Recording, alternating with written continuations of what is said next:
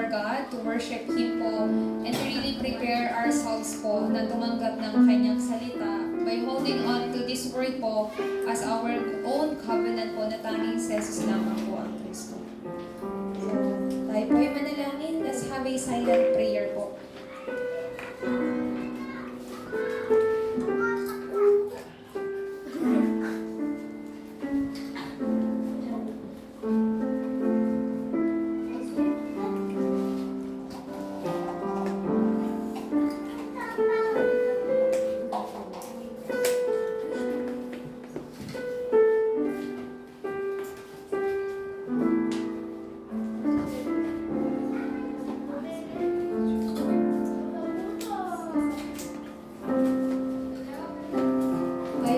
Let us sing, I Will Come and Bow Down.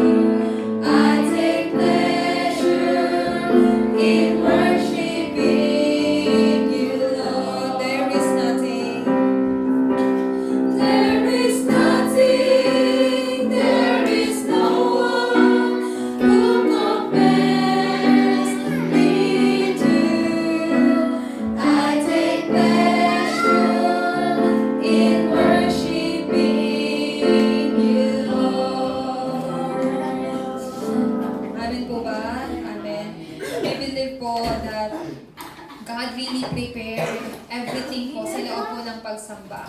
So our worship before God po is not just a worship, but it's our relationship po, at a covenantal relationship po sa Panginoon. Amen po? Amen. So patuloy po tayong umawit po. Let us give praises po sa Panginoon.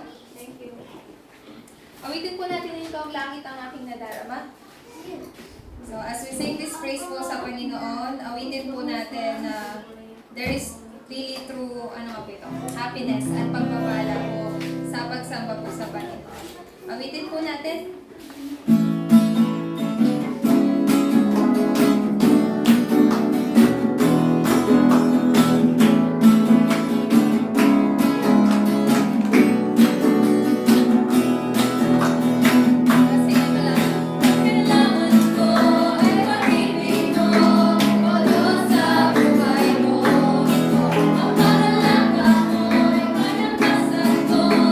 Ikaw ang nais ko.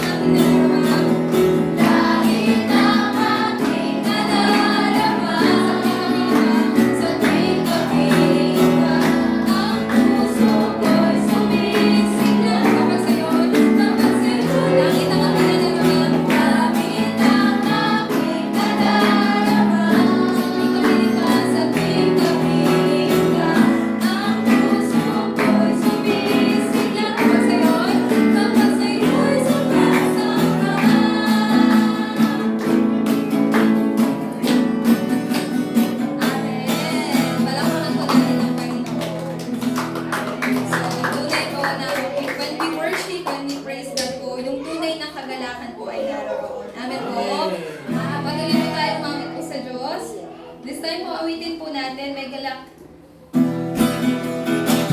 Awitin po natin ang may galakan. Kasi may galak. May galak. Saya magwan. May tuwa sa piling ko. Sapagkat hirap na puso ay nagdalaw. May awit, saya at papuri para sa Diyos. Naging atin sa puso, pinagkalan niyang lubos.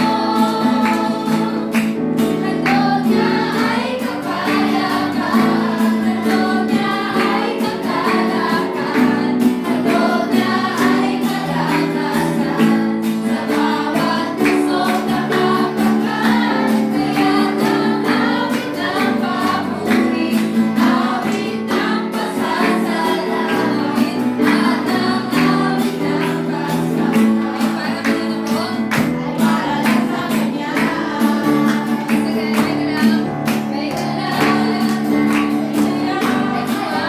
tuwa sa piling ko. Sapagkat hirap na puso ay nagdalaw. May awit, may saya, at papuri para sa Diyos. Nahatid ng puso, pinagkalan niyang lubos. Handog niya ay kapayapaan, handog niya ay kagalakan, handog niya ay kalakasan sa bawat pusong nakapagkan. Kaya't ang awit ng papuri, awit ng pasasalamat, at ang awit ng pasasalamat ay para kanino? Ay para lang sa Kanya. Handog niya ay kapayapaan, handog niya ay kagalakan,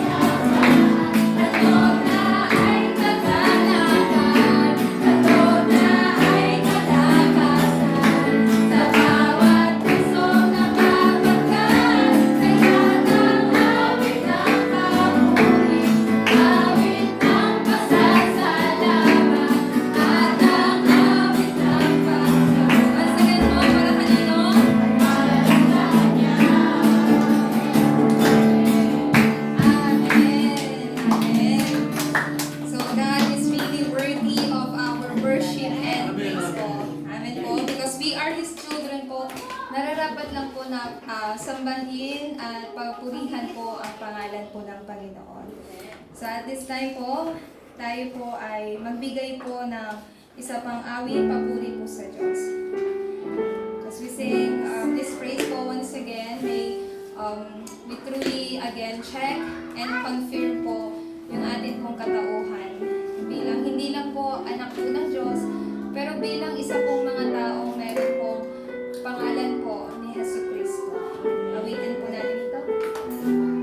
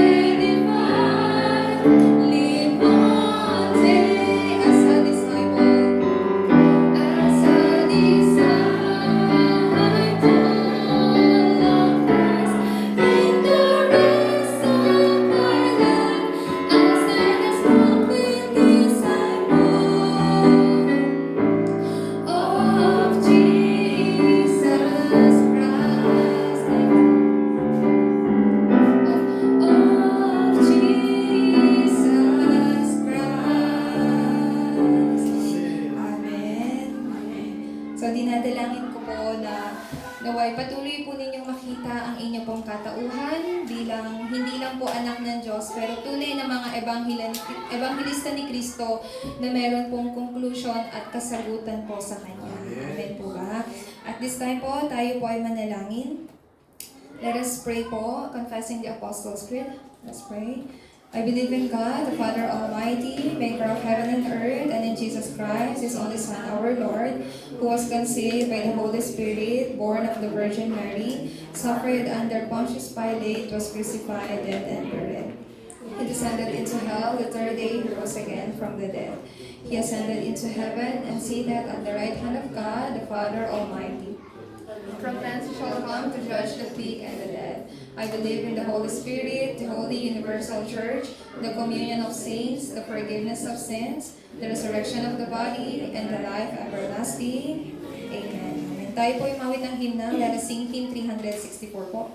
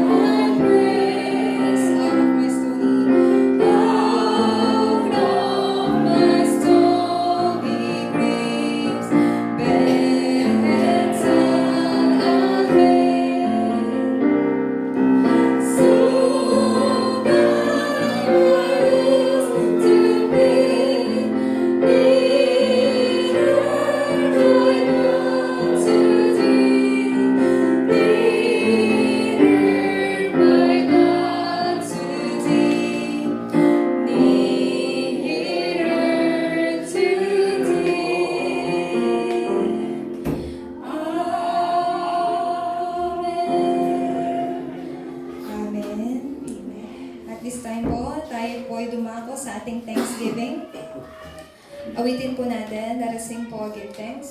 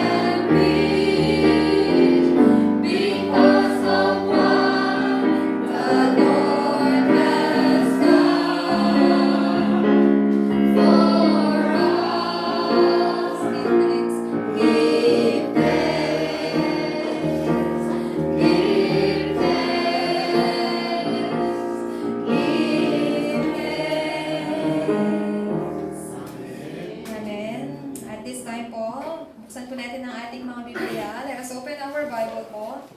Let us read the scripture. Basahin po natin sa unang Samuel, chapter 7, verse 1 hanggang 15 po. Dahil ito po ay marami, tayo po ay magbasa po ng salita. Let us read po alternatively. Ayan po, lahat po ng inyo po, lahat po ay nandyan na po.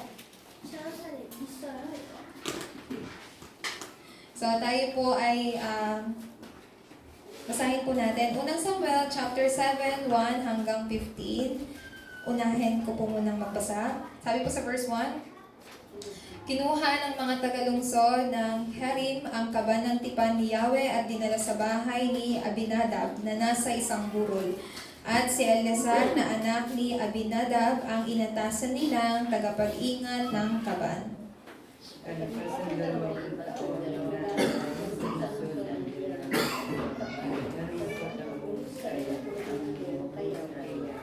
Sinabi sa kanila ni Samuel, kung talagang buong pusong nanunumbalik na kayo kay Yahweh, alisin ninyong lahat ang mga Diyos-Diyosan at ang imahe ni Astarte. Italaga ninyo kay Yahweh ang inyong sarili at siya lamang ang inyong paglingkuran. Kapag ginawa ninyo ito, ililigtas niya kayo sa kapangyarihan ng mga Filisteo.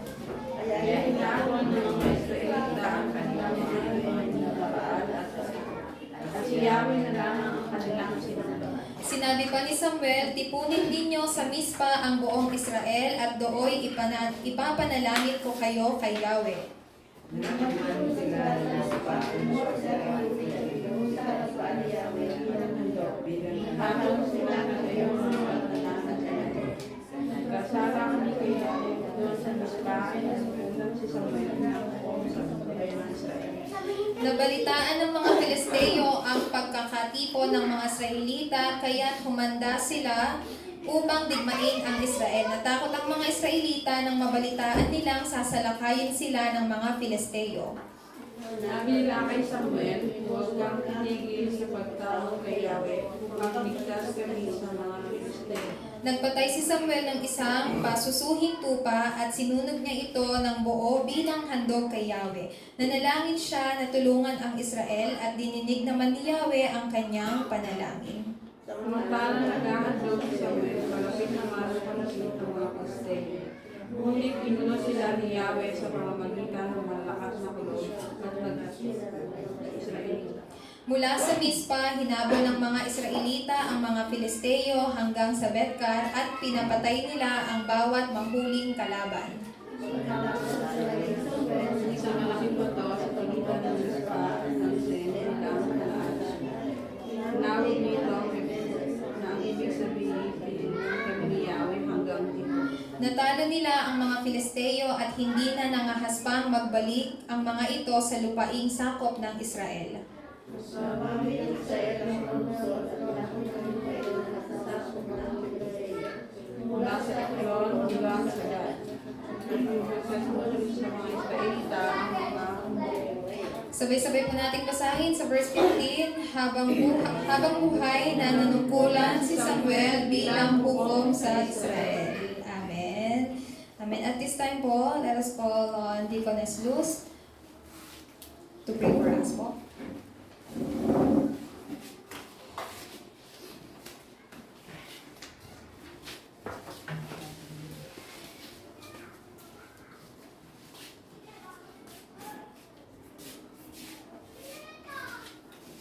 Tayo po'y manalangin. Aming dakila at amang Diyos, nagpapasalamat po kami sa walang kumpay na habag ninyo sa aming buhay. Sa oras ng aming pagsamba, kumilos po kayo sa Espiritu ng tatlong persona ng Diyos. Ipagkaloob po sa amin ang kapangyarihan, katuparan ng inyong salita. Maging sentro nawa si Kristo ng aming pagsamba. Sa ngalan ni Jesucristo, ito ang aming dalangin. Amen. So ngayon po, para tumanggap po ng mensahe, to receive this message po, let us bless each other po. Sabihin po natin, you are the source of blessing. Amen.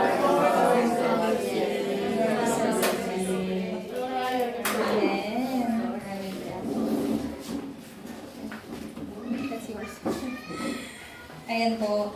So, dahil tayo po ay mga pinagmumulan ng pagpapala, I really believe po that God will give you His new grace, His new answer and blessing po as you about to receive His word po. Amen po ba? Amen. Kaya po, you have to really wake up po. Wake up to receive this blessing po ng Panginoon. Amen po? Kasi if you sleep po, you will not receive God's blessing po today. Amen po ba?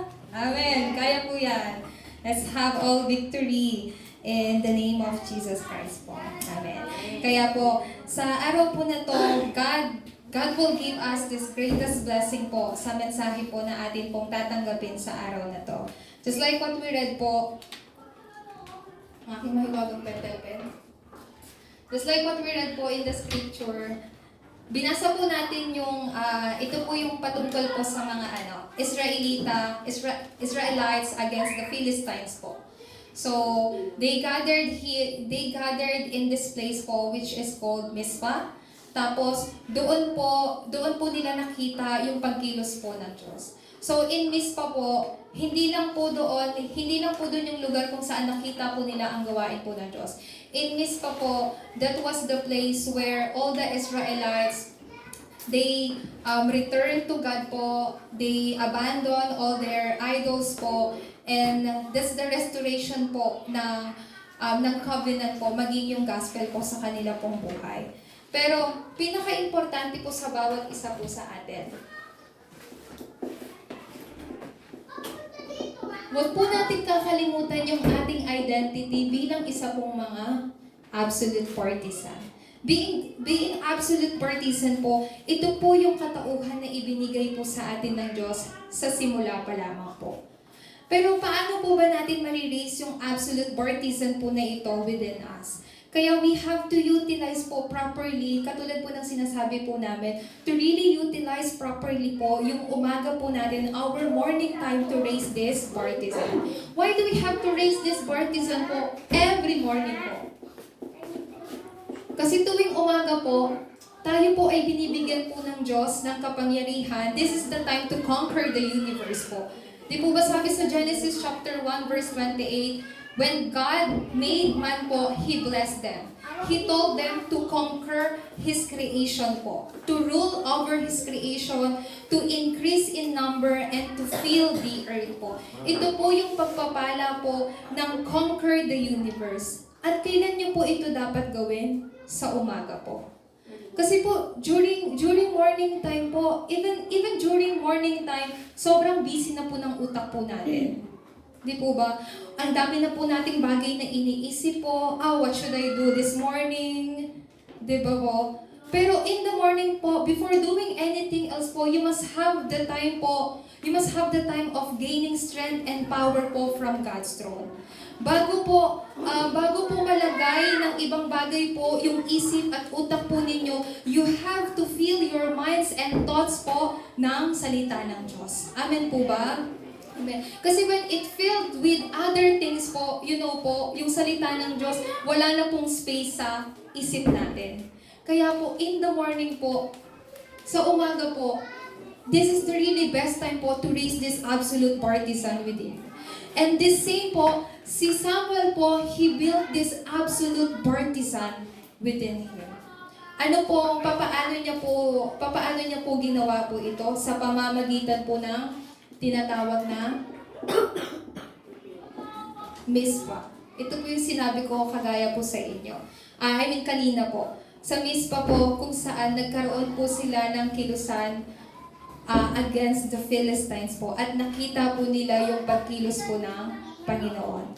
Pero, bilang isa pong mga absolute partisan po ng Diyos, papaano po ba, as Samuel po, kasi si Samuel po ngayon yung pag-uusapan po natin today. Si Samuel po, how did he build this absolute partisan within him po? Pero pinaka-importante po sa lahat, alam niyo po ba ang pinaka-importante po?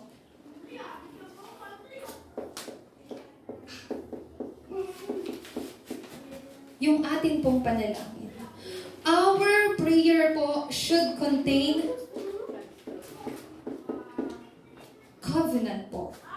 Ang panalangin po natin ay dapat po nasa loob po ng tipan po ng Diyos. Sino po ba yung covenant po natin?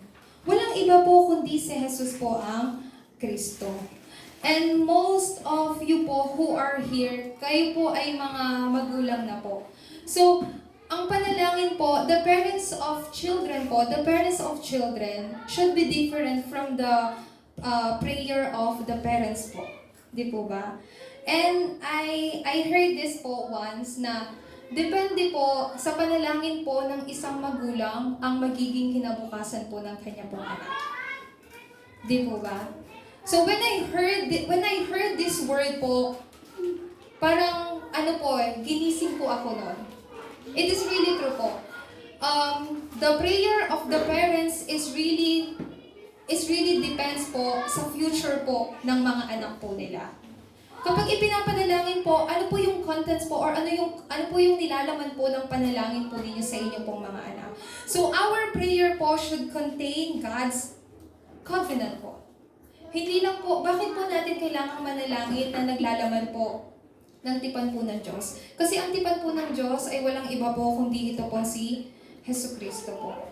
You parents, kayo pong mga, mga adult po, mga magulang, ang panalangin po ninyo sa inyo pong mga anak ay napaka-importante. Do not just pray po, do not just pray for them to be raised well o kaya naman po to be successful po. But you really have to pray for their future po. Amen. You really have to pray for your children's future po. Ano po ba yung klaseng panalangin po ng mga magulang na dapat nyong gawin? Most of the time, I heard this sa mga parents, okay na ako kahit hindi ako maging matagumpay, basta yung mga anak ko maging matagumpay. You know, it's really hard the parents po. Even though I failed in this world, but if my kids naging successful sila, enough na ako doon. But you know po, tayo pong mga magulang really have the time of panalangin po. Panalangin that really contains po yung covenant po ng Diyos. Hindi lang po yun. Let me give you an example po. Si Hannah po, sabi po sa 1 Samuel chapter 1 verse 11 po, this is how Hannah prayed po. Yung panalangin po ni Hannah. Si Hannah po ay ina po ni Samuel. Ito pong si Hannah, nanalangin po siya, Panginoon, bigyan mo ako ng anak. Hindi po siya binibigyan ng Diyos ng anak kasi nga po, sinarado po ng Diyos ang kanyang sinapupunan. At gusto niya pong magkaanak kasi nga po, kinukutsa po siya ng mga tao. Ay, hindi ko magkaroon ng anak, ganyan. Pero Hannah really changed her prayer po before God. At ano pong sinabi niya sa 1 Samuel chapter 1 verse 11 po, Panginoon, kung bibigyan niyo po ako ng anak, ang bata po na iyan ay maglilingkod po sa inyo ano nga po ito? Buong buhay niya sa inyo. Maglilingkod po siya. So, sino po yung naging anak po niya? Si Samuel po.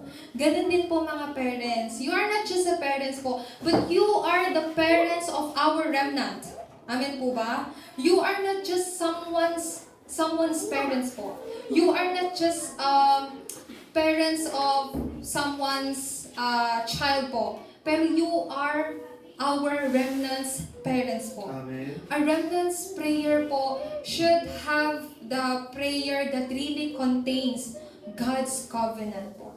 Do not just pray, but pray holding to the covenant. Just make Hannah as your model po.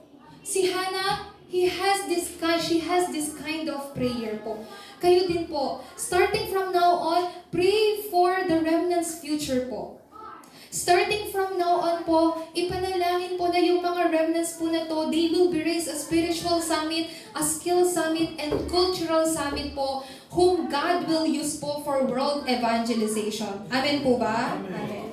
So, because of Hannah's prayer po, you know po, the age of Samuel was really changed po. Overturned. Lahat po nagbago. Hindi lang po yun. Pangatlo po, when you have this prayer po that contains God's covenant po, ito po ay marirelay. Kanino po? your posterity po. Listen carefully po. If you have this clear covenant within you, this clear covenant will convey and will relay to whom po? To your next generation po. This is what Hannah's prayer po. Because of Hannah's clear covenant and clear prayer po, this was relayed to Samuel. Ganon din po kayo. Mga deaconess, mga parents po, have the clear covenant and clear prayer po before God. Kasi that covenant po will surely be relayed po sa inyong susunod na henerasyon. But you know po, in opposite way, if you keep on relaying to your children your worries, your anxieties, your problems, yun po yung marirelay sa kanila. If your children continue to seize you, lagi nag-worry because of money, because of family problems po, lahat po yun makikita nila at yun po ang marirelay sa kanila. Kaya po kailangan po nating baguhin po yung contents po ng panalangin natin. Do not just pray for physical things po. Ano po bang sabi sa Matthew chapter 6 verse 33? You have to seek first God's kingdom and other things. Lahat ng bagay na kailangan mo, ipagkakaloob sa inyo ng Panginoon. But what's the word there po? Bonus. Ibig sabihin po nun, prepare na po sa inyo. There is main thing that God prepared for you. Meron pong main. Di po ba? Pag nagtatrabaho po tayo, meron tayong main salary. And it is depend to our boss if he will give us bonus or not. Tama po ba? Pero ang Diyos po, sabi niya po, when you seek first God's kingdom, other things will be added unto you po. Ibig sabihin po nun, kumbaga po, i-add na lang daw po ng Panginoon yung pagpapala na yun. Pero hindi po yun yung main blessing ninyo. Amen po ba? Amen. Kaya po, listen, you really have to focus here po kasi nandito po nakasentro po yung mensahe po natin. You know po, when your prayer is clear, containing to God's covenant po, you will also see God-given mission po. This is also clear po. When you have this, a covenant po, yung contain po ng prayer po ninyo, kung ito po ay nasa loob po ng tipan, makikita po ninyo yung ipagkakaloob po na mission na ibinigay ng Diyos. And this will also become clear. Kapag po tayo po ay nananalangin, when we pray po and when we receive God's word po, God is clearly telling you His mission po. So when you pray po, mga parents, when you pray po, do not just pray. Pero when you are praying po, you have to really open your eyes, open your ears po to hear the mission. To hear the mission or voice of God po. Saan po ba natin naririnig ang salita ng Diyos? Where do we listen God's voice po? Through sermon po. Where? Where po? Through our worship po. Dito po mismo po sa simbahan. So right now po, ito pong salita ng Diyos, God is speaking to you po right now through sermon today. Amen po ba? So through this sermon today po, God is giving you yung mission po. Kaya pag nag-worship po kayo, I really encourage po ang bawat isa po sa inyo. When you receive God's word po, kailangan nyo po, you have to really find out, ano ba yung mission? In this message today, what kind of mission does God wants me to have? What kind of mission God wants me to hold on to? Kasi every time you listen God's word po, 100% God is giving you mission. Kaya po, we really have to wake up and open our eyes and ears po to receive ito pong mission na ibinigay po sa atin ng Panginoon. So, hindi lang po yun. Pangalawa, kapag sa oras po na to, magiging clearly po, everything will take place po sa pamamagitan po ng pagsamba. Makikita po ninyo dito, yung pagrinig po ni Samuel po sa boses po ng Diyos. God called Samuel po, di po ba? Bakit po tinawag po ng Diyos si Samuel? Kasi every time na natutulog daw po siya, every time he sleep po, he always sleep beside the Ark of the Covenant. salita ng Diyos. Ibig sabihin po, the center of Samuel's life po ay worship and covenant. Hindi lang po covenant, but prayer po. So, ibig sabihin po nito, in 1 Samuel chapter 3, verse 3 to 4 po, when you listen to God's voice po, 100% God is giving you yung mission po. Magiging clear din po ito. Magiging malinaw po sa bawat isa po sa atin. Kaya nga po, everything takes place po saan? Sa pamamagitan ng pagsamba. Look at Samuel po. How he was able to hear God's voice po? How? Bakit po? Kasi yung center po ng buhay niya ay worship at panalangin. Ganun din po kayo. When you make yung worship and prayer center po ng buhay po ninyo, you will hear God's voice po and you will find out this mission. Pangatlo po, pinaka-importante po, when God's covenant, His word is bound to take place, you are to prepare this po. It is bound to take place po. What kind of preparation po? Ano pong klase pong paghahanda? Paghahanda po ng atin pong vessel. Bilang mga ano po? Bilang mga summit. Ano pong summit po tayo? Tayo po ay mga spiritual po na mga summit. Yung mga remnants po natin, like David po, they have to prepare po this kind of vessel po at their young age. Kailan po dapat tayong magsimula to imprint this to our children po? Hanggang bata pa po sila. Baka isipin natin, is it too early? No po. Po, si Samuel po, siya po ay dinala po sa templo po right after po na hindi na po siya dumedede sa nanay po niya. Ilang taon po ang bata na kapag nag-i-stop na pong dumede po sa nanay niya? Let's just say 3 years old po. So 3 taon po, nilagay na po si Samuel agad sa templo po ng Diyos. So and from there po, he was really imprinted po by the Word of God, yung lifestyle ng prayer po. So, ganun dapat po kaaga po natin itinatatak po ang salita ng Diyos sa atin pong mga susunod po na henerasyon.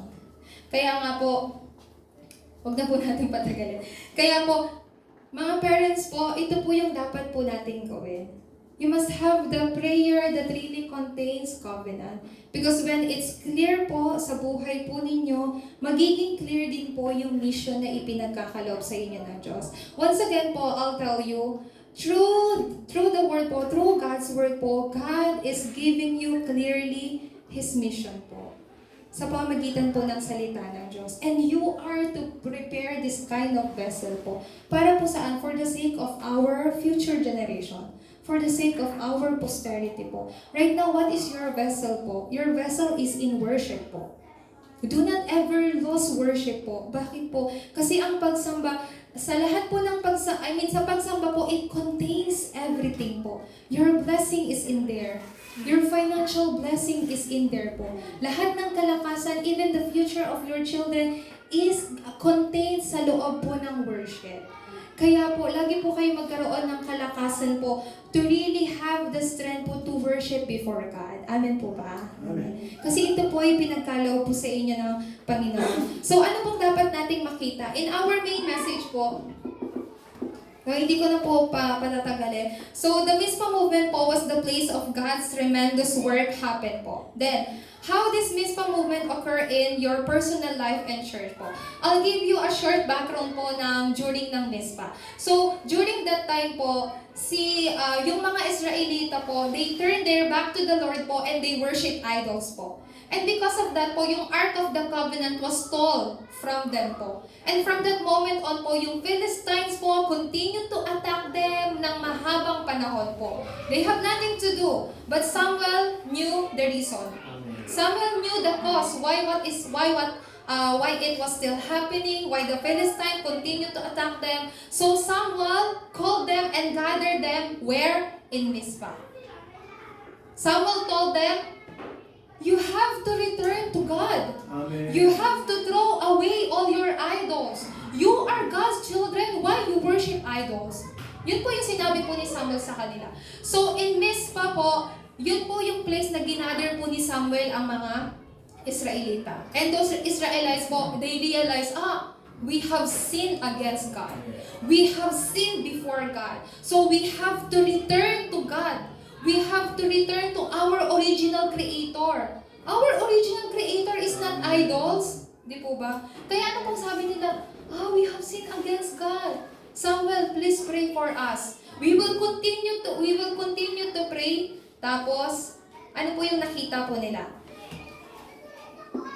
You know po, Mizpah movement po, just like what I said earlier, you have to know the cause po. Pinagmulan, dahilan po. Samuel knew the real reason po why the Philistines keeps on attacking them. And this time po, I really want you to really have the deep thing po. Why do I still face problem? Why this kind of like diseases, sickness keeps happening in our family po? So we are children of God po. God never wants us to be cursed. Tama po ba? Is there any among you po na mga parents who wants to curse your children? You don't want to curse your children po. Same with God po. God do not want to curse His children po. But, ano po yung cause that Samuel know po? Sinabi po ni Samuel po, katulad ng sinabi ko po kanina, all our excuses, reasons, worries po, we have to throw this away po. Hindi po ito pong excuses, reasons, and worries po have no room po, should not have any rooms po in your mind. Dapat wala pong space po sa isip po natin or sa utak po natin. Di po ba? So yung mga Israelita po, ito pong Mizpah movement, they really throw away all their excuses, reasons, and worries po. Ito rin po sa buhay po natin. We really have to throw away lahat ng excuses natin. I am just like this. I cannot do that. How can I be successful? How my grandchildren will be the main figure of world evangelization. I don't have enough money. Throw away all your excuses po. Your reasons. Your worries po. Hindi lang po yon. We have to look at ourselves po. We have to check this every day po. You know po yung mga Israelita, they thought po na it's the Philistines' problem po. But it's not Philistines' problem, it's their problem po. They continue to blame the Philistines. Bakit po? Because they suffered because of the Philistines po, di po ba? Pero hindi po problema ng Philistines po yun. Problema po ng mga Israelita yun. Why? Because they had worship po. Sila po ay sumamba po sa Diyos-Diyosan. Kaya nga po, ano pong sinabi po ng Diyos? You have to abandon all your idols. Hindi ko po, I did not use the word throw away here po. I used the word abandon. Do you know why po? Pag sinabi po kasing abandon, you have to leave it permanently. Permanently po. You have to leave this, all idols po, permanently. You know po what is idols? Idols po will bring curses and disaster po, not only to you po, but to your susunod na henerasyon po. Your second generation po. Worshipping idols po will block the blessing from God po. Amen po ba? You are children of God po. A children of God po should worship God. But these Israelites people po, they worship idols. You know how scary to worship idols po? It will not just to you po, but to your third and fourth generation po. So you have to abandon all your idols po. Not just to throw away, abandon. You have to leave it permanently po. Not to go back there po. Kasi a children of God must worship God po. Who is God po? God is Spirit po. Amen. Ang Diyos po ay Espiritu. Kaya nga po, let me tell you, medyo tatagal lang po tayo ng konting minuto because I really want this to us to really understood po. So just look at this po. You have to resolve, you have to decide po, you have to make up your mind to abandon all your idols. Let me give you an example po. Si Daniel. Daniel resolved in his heart po not to eat yung ano po yung ino-offer sa ano nga po ito sa idols. He resolved in his heart po. How about Abraham? Abraham was born in Chaldea. What is Chaldea po? Chaldea was the place of ano nga po ito, making these idols po. And God brought out Abraham there po. Bakit po? To brought out him po saan? Sa Diyos-Diyosan. Ganun din po. Starting from now on po, abandon all your idols. Because idols po really is blocking the blessing po mula po sa Diyos. At ito po ay, ano nga po ito, sumpa na mararanasan po ng atin pong susunod po na mga henerasyon. So, hindi lang po yon. Ibig sabihin po ng abandon all your idols, you have to return to God. Who is your God? Your only God. Return to only God po. Return. Tayo po ay bumalik po sa Panginoon. So, ibig sabihin po nito, you have to realign. You have to realign po your sight before God. Yesterday po, si Fab, sinabi niya sa akin, Pastora Sheila, I cannot worship because I have stiff neck. Ayan po. She has stiff neck po. Then I told her, oh, okay, I understand. I will pray for you. Ganun po. And then, maybe just konti later, she came po. Umattend po siya. And then, Pastor asked me, oh, why Fab is not here? Then we told him, Pastor, she has stiff neck. And then when Fab came here, Pastor told her like this, Fab, meron kang stiff neck. You have this stiff neck para you can only look to God. Cannot look to your both side, ganon. Kasi kapag may stiff neck ka, you cannot move your neck po, di po ba? So same with this. Do you want to have stiff neck also? No. Di po ba? I think hindi pa natin should we have this stiff neck po before we look only to God? No. So, this is the meaning of that po. We have to realign your sight before God po. What else po?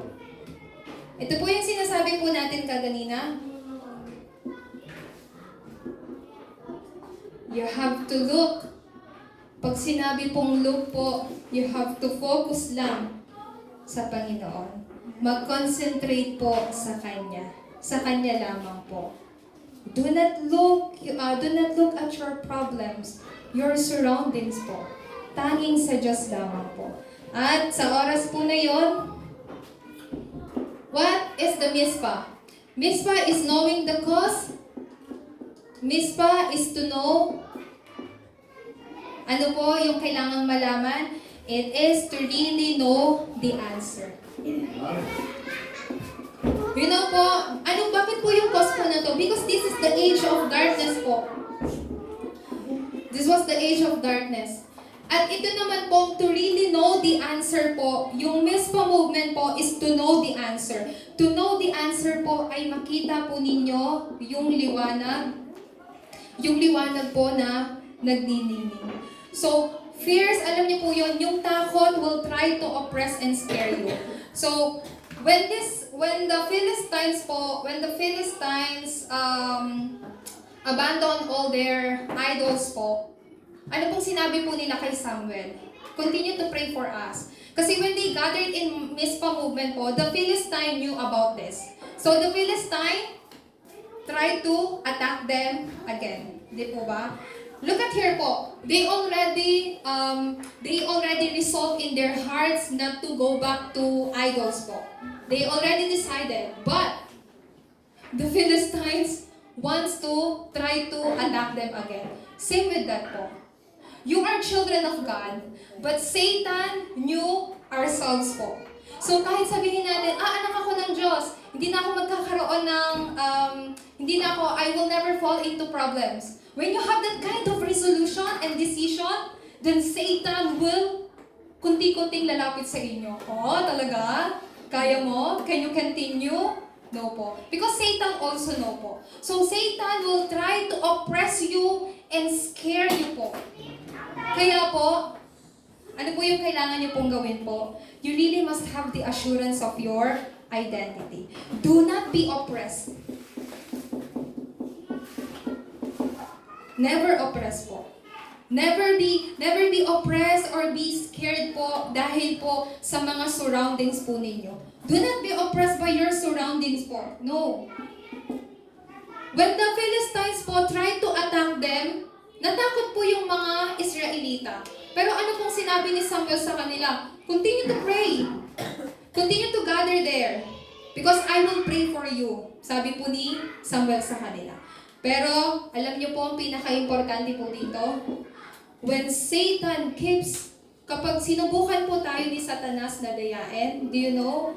God gave you only answer po. What's the mystery here po? The mystery here po ay si Kristo. Amen. He is the Lamb po. So, when the Israelites knew that the Philistines were coming to attack them, what did Samuel did po? He did burnt offering po. Alam niyo po yung burnt offering po sa Biblia po.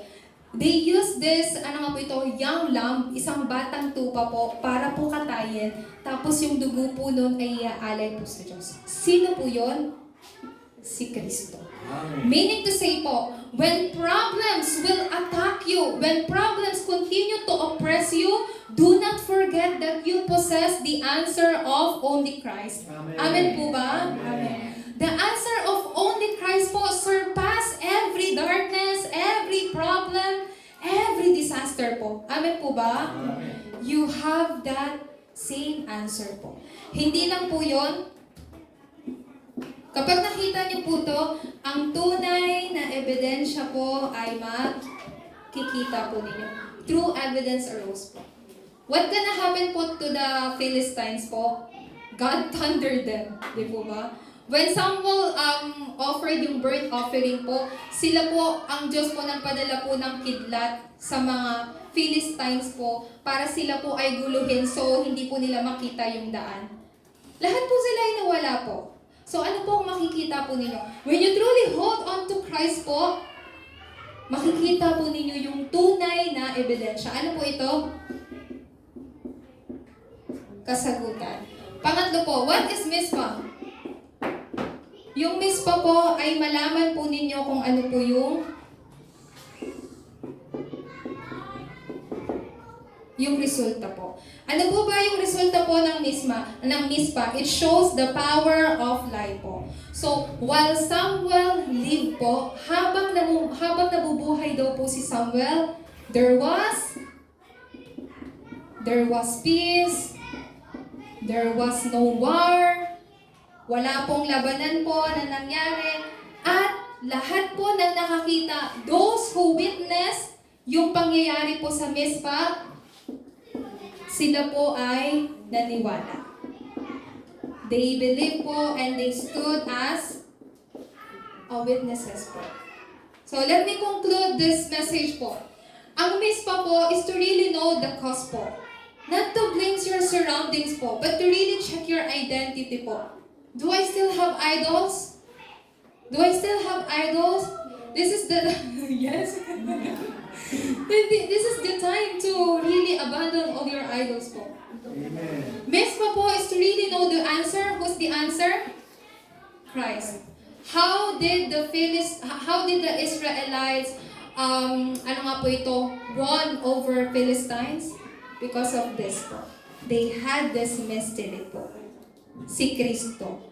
Amen. Sa oras po na yun, makikita at malalaman niyo po yung resulta. Ano po yung resulta ng buhay po ni Samuel? In his life po, puno ng kapayapaan. Wala pong digmaan. Lahat po ng taong nakakita po noon, naniwala at nanampalataya. So para po sa atin pong pagtatapos, ano po yung dapat po natin pong ipagpatuloy? So sa madaling pong salita, Okay. Sa madali pong salita, what do we have to continue po? We have to continue this Mizpah. We call this Mizpah movement po. kilusan po sa mispa.